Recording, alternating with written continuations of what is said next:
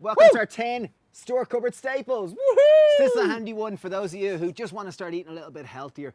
Great, these are the 10 things that we'll always have in our cupboards at home. If you're a student and you're just starting off in a new kitchen, these are the 10 things we'd highly recommend you to have in your kitchen. Woo! Let's get started. Come on up to the shop. So first store cupboard essential for me, and possibly my favourite, is the oat.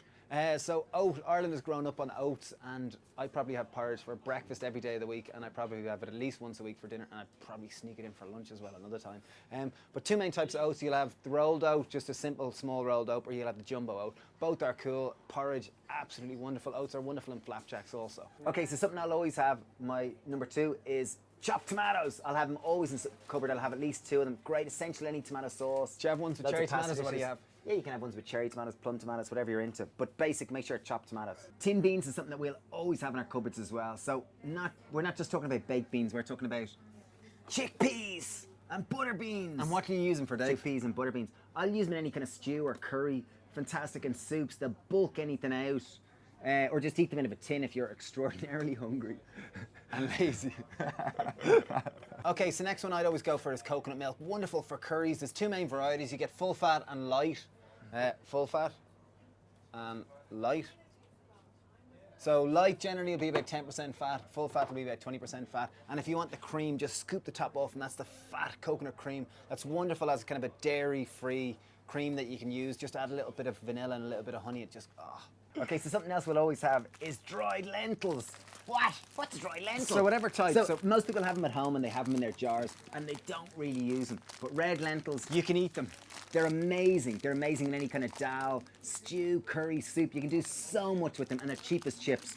I love whole green lentils, brown lentils, speckled blue lentils, whatever the hell. I think they're just super lentils tasty. Can make a wonderful meaty, like kind of bolognese sauce. Wonderful, like click down below for this shepherd's pie recipe. Really, really nice, real That's meaty using and hearty. tinned lentils. Okay, nice. Okay, next up we've got things which we'll always have is brown rice. So multiple types, you know, you got short grain, you got basmati. What's the difference between short grain and brown basmati? Short grain is nuttier, brown basmati is kind of chewier and sweeter. And the short grain one is more forgiving for those of you just starting. And the thing about brown... Starting to cook it, or just it's just forgiving, just forgive you in general. Just it accepts your prayers. Like. Now, more forgiving when you cook it. In terms of, say, brown basmati, you kind of got to have to have it right, otherwise can be a bit dry. Mashy or overcooked or undercooked. Whereas or brown rice, you can kind of just put it on to boil, and if you overcook it, it's grand. It still tastes Okay, good tip. Thanks. Anyway, brown rice, good to have in your cupboard. And another great one to have alongside it is wholemeal couscous. So couscous, most people think of, there's only one type of couscous, but couscous generally just means white couscous. When you're looking for the high fibre one, make sure it says whole in front of it. You see wholemeal, that means it's brown. It's got all the fibre intact, more vitamins and mineral. Go wholemeal, takes 5 minutes to cook. Super easy, wonderful grain. I use lots of it. So another thing which we always have is Tammari. We have it by the truckload in our houses. It's pretty much instant flavour in a bottle. It is wheat-free soya sauce, so it's just more complete. It's gluten-free, and it's just fab to have. Couldn't recommend it more. Okay, something that's fab to have as well is nut butters. So there's so many different types, you know, hazelnut, almond, cashew. You know, there's white almond, a raw one. There's a roasted dark almond. There's cashew, there's white cashew, there's tahini. All these kind of things are fantastic. They're great on top of, as snacks on top of rice cakes, on top of crackers, dip bananas into them.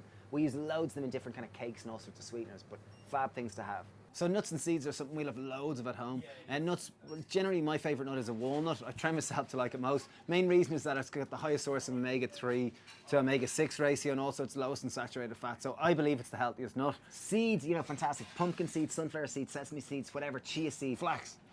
Hemp. So many different types of them, but they're great added to dishes, toasted, whatever, milled, whatever you want to do with them, but really important to have, I think. So last one is dried fruit, and dried fruit often gets a bad rap because people think prunes and constipation and lovely things like that, or else think of raisins, and I hate raisins, but dried fruit is wonderful. Think like dried mango tastes like, you know, jellies. Or dried pineapple, dried figs are wonderful and just crunchy and taste like fig rolls.